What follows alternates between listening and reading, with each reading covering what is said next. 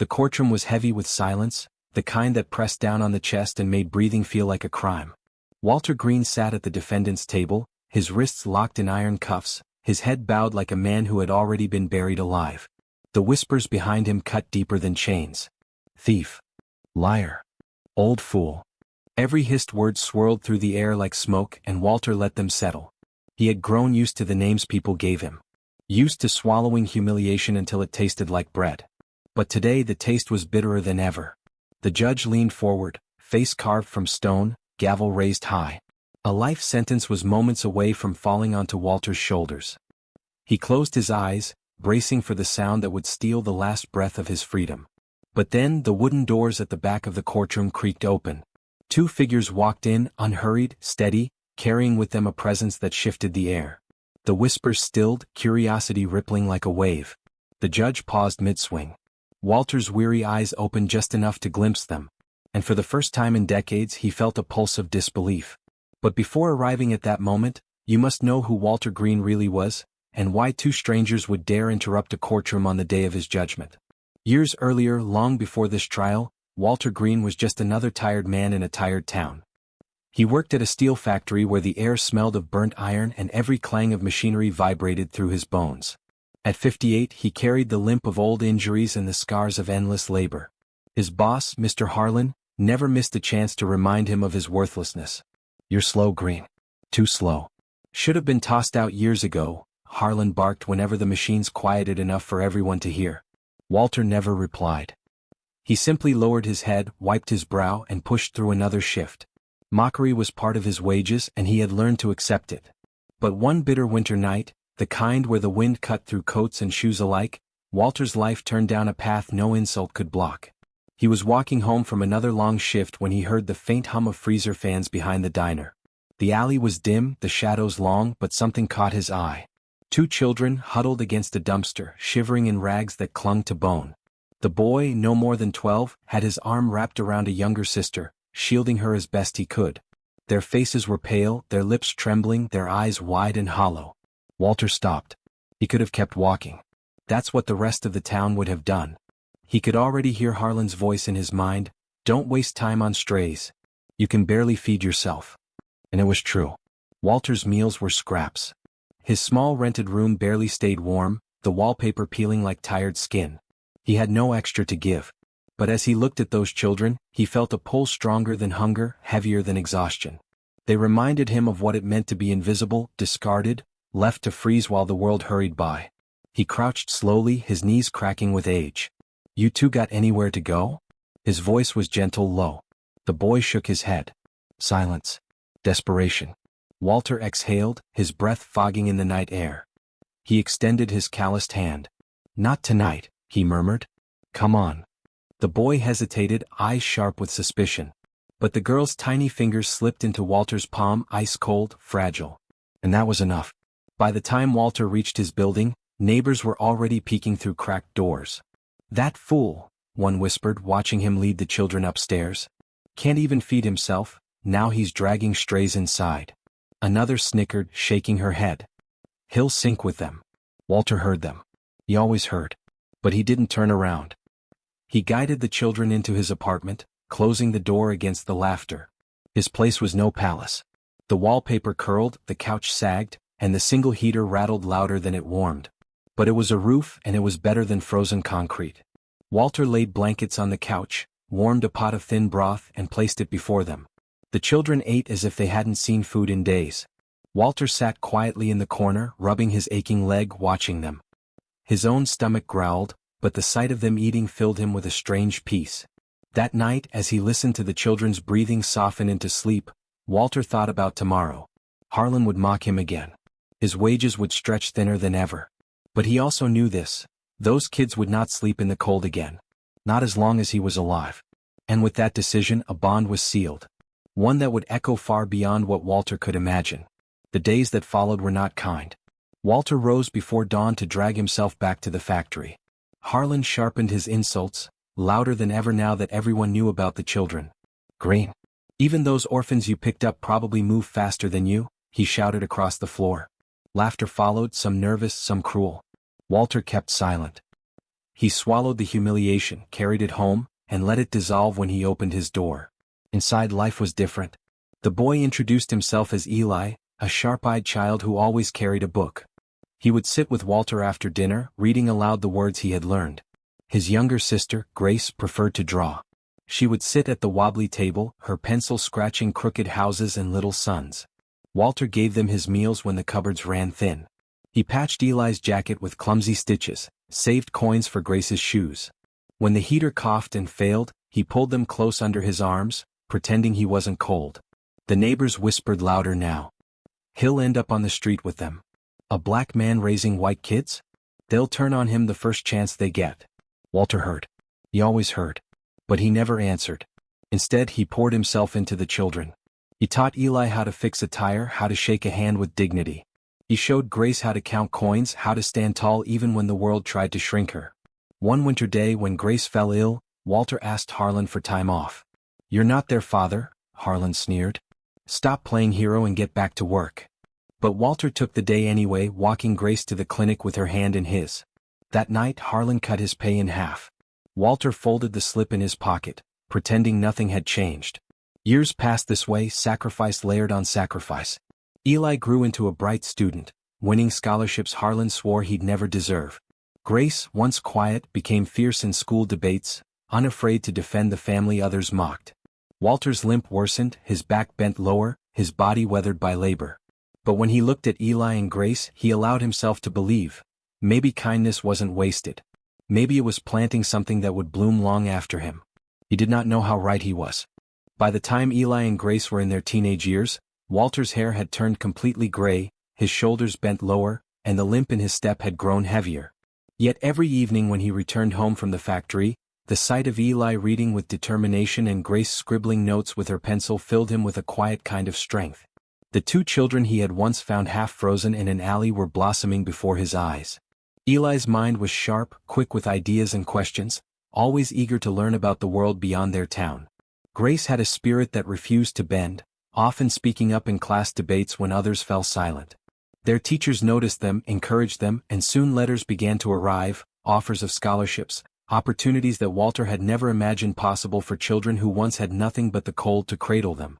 Each time a letter came, Walter carefully pinned it to the peeling wall in his apartment like a treasure. To anyone else they were just papers, but to him they were proof that his sacrifices had not been in vain. They were proof that the nights he had gone hungry so the children could eat, the mornings he had limped to work despite the pain, and the insults he had endured in silence were all blooming into something bigger. Still, life outside those walls was relentless. Harlan, his boss, never missed a chance to remind Walter that no matter how much he gave, he would never be worth anything. Scholarships. Harlan had sneered one morning when Walter had come to work with a letter sticking out of his pocket. "You really think those kids are yours? You really think the world will ever let them forget where they came from, or who raised them? You're just an old fool clinging to strays." Walter said nothing. He never did. But his silence was not agreement. It was defiance in its own quiet way. That night, he came home and listened to Eli read from a law book he had borrowed from the school library. He watched Grace practicing her speeches for a debate. And as he leaned back in his chair, body aching from the day, he thought to himself, "Let the world mock me. These children will rise and that will be enough." Years passed and Walter's body grew frailier while Eli and Grace grew stronger. When Eli left for college on a scholarship, Walter stood at the bus station watching the boy climb aboard. His heart swelled with pride even as tears blurred his eyes. Grace hugged him tightly before she left for her own studies, her voice fierce as she whispered, "We'll make you proud." Walter didn't need to hear it, he already was. In their achievements, he saw the fruit of the seeds he had planted years ago, the proof that kindness could carve something beautiful out of hardship. But while Walter found peace in their progress, Harlan's bitterness only deepened. The man had always thrived on breaking others down, and seeing Walter hold his head even slightly higher burned like acid. Every time someone mentioned Eli's success in law or Grace's growing reputation in journalism, Harlan's face tightened, his jaw clenched. To him, Walter was stealing dignity he had no right to. And in Harlan's world, dignity was not something men like Walter were allowed to have. It was an autumn morning when Harlan finally struck. Walter returned from a shift to find two policemen standing at his apartment door, their uniforms sharp, their eyes cold. A neighbor leaned out her window whispering to another, "Told you so. Knew he'd end up in trouble." Walter's chest tightened as the officers pushed past him, tearing through his modest belongings with clinical efficiency.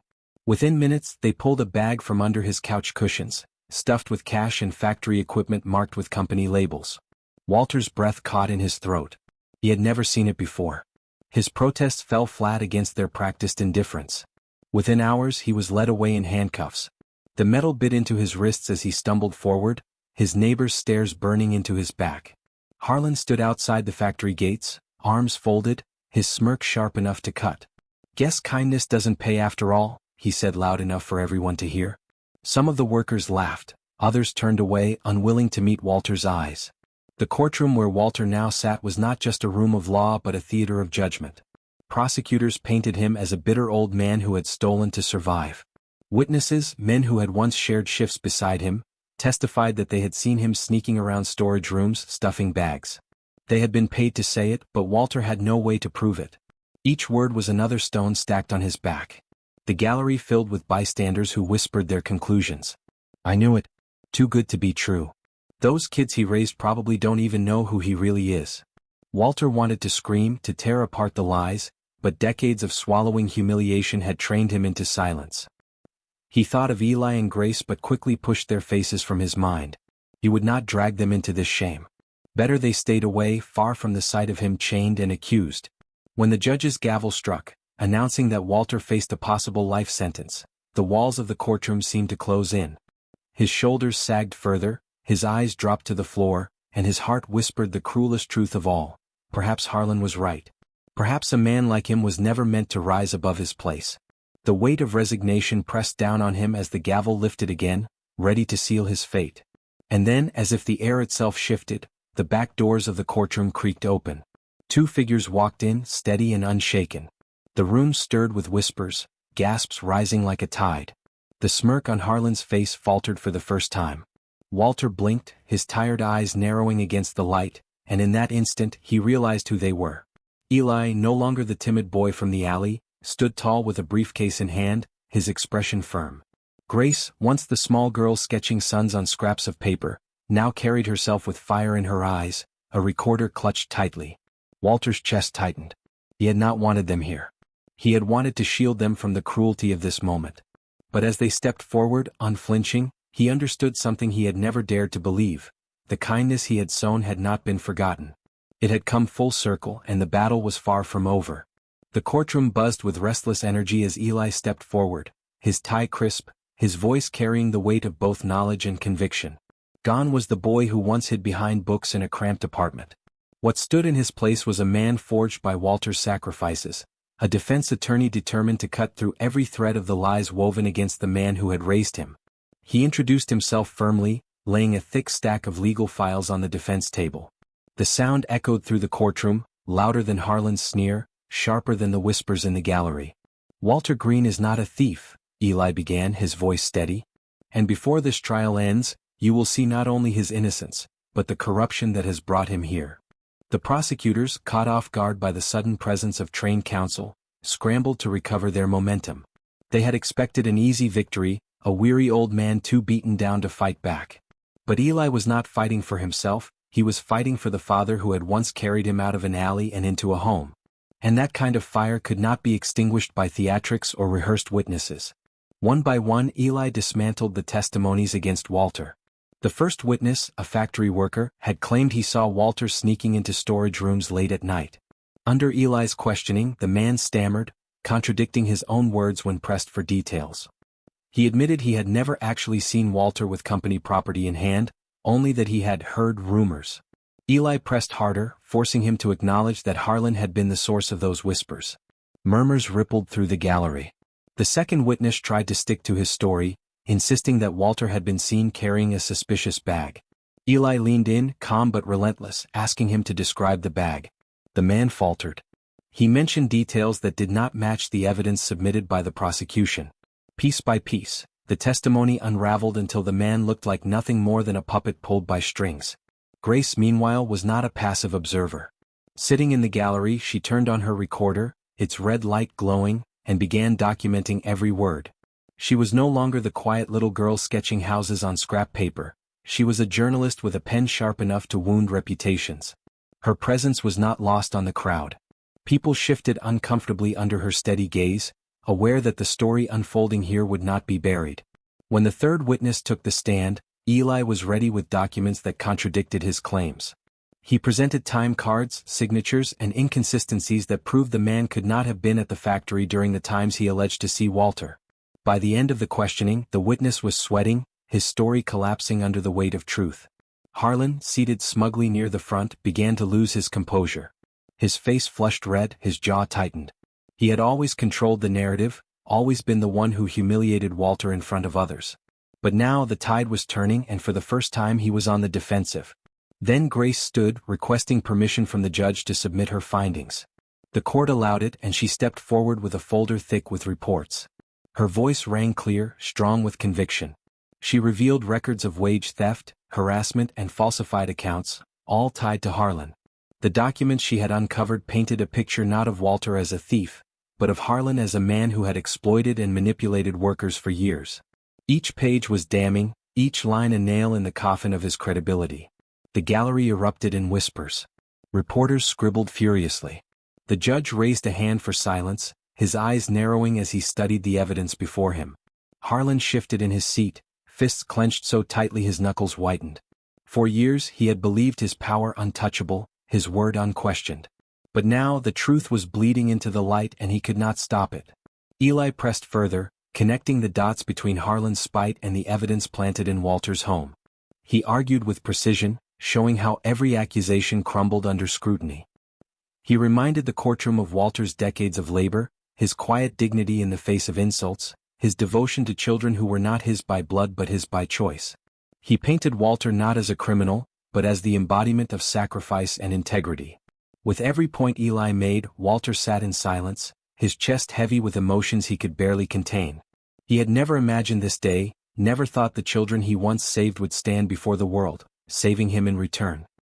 His eyes glistened as he watched Eli command the courtroom, as he listened to Grace deliver each revelation with unwavering resolve. In them he saw the reflection of the lessons he had tried to teach. Stand tall even when the world tries to shrink you. The prosecution, once confident, now faltered like a house built on sand. Their objections grew weaker, their voices less certain. The judge listened intently, his gaze shifting more and more toward Harlan, who now looked less like a respected employer and more like a man cornered by his own lies. The climax came when Grace presented a final report, one that tied Harlan directly to falsified evidence. She had uncovered records of company equipment being marked as lost long before it was found in Walter's apartment, proof that the items had been planted to frame him. The revelation struck like thunder. Gasps filled the room. Reporters leaned forward, pens racing across their pads. Harlan's face burned crimson, his eyes darting toward the exits as though searching for escape. The judge leaned back in his chair, tapping a pen against the bench, the weight of the case heavy in his silence. At last his voice rang out, steady and firm. It seems this entire case has been built on manipulation and falsehoods. The charges against Walter Greene are hereby dismissed. For a moment the courtroom froze in silence as if no one dared breathe. Then the room erupted, gasps, applause, the sound of justice cracking open after years of injustice. Some jeered at Harlan as he stormed out, defeated and disgraced. Others whispered in awe at the resilience of a man once mocked and discarded. Walter sat motionless, the words echoing in his mind. Dismissed. Free. He felt Eli's hand on his shoulder, firm, grounding him in reality. Grace leaned close, her voice soft but powerful, whispering a single word that carried the weight of decades. Dad. That word broke something inside him, not in pain but in release. For years, he had carried their burdens in silence, never asking for anything in return. And now, standing in the glow of their triumph, he realized that kindness, once planted, had come back full circle to save him. The gavel fell for the last time, not to condemn but to set him free. Walter's chains were removed, and the sound of the locks opening was like thunder in his ears. He stood slowly, shoulders trembling, his body weak but his spirit unbroken. For the first time in years, he lifted his head and let the world see his eyes, not with shame but with a quiet dignity that could no longer be denied. The neighbors who had once whispered cruel judgments now sat in silence, unable to meet his gaze. Reporters crowded forward, scribbling every word, their headlines already forming. Factory worker framed by employer freed by children he raised. The same people who once laughed at him now watched in awe, realizing the truth they had ignored for so long. Walter Greene, the man they called a fool, had lived with more honor than all of them combined. Outside the courthouse, the air felt different, brighter. Walter stepped into the sunlight, and for a moment he closed his eyes, letting it warm his face. He felt Eli's arms slip around his shoulders, steadying him, while Grace stood at his side, her recorder tucked away, her hand holding his firmly. The years of loneliness, hunger, and insults seemed to fall away in that single moment. He was not alone anymore. He had never truly been alone. As they walked down the steps together, people began to clap. Some were strangers moved by the story. Others were old neighbors who had once mocked him but now lowered their heads in shame. None of it mattered to Walter. What mattered was that the two children he had once carried out of the cold had now carried him out of the darkness. That night, in the quiet of his small apartment, Walter sat between Eli and Grace. The wall where he had pinned their letters was still there, curling with age but glowing with memories.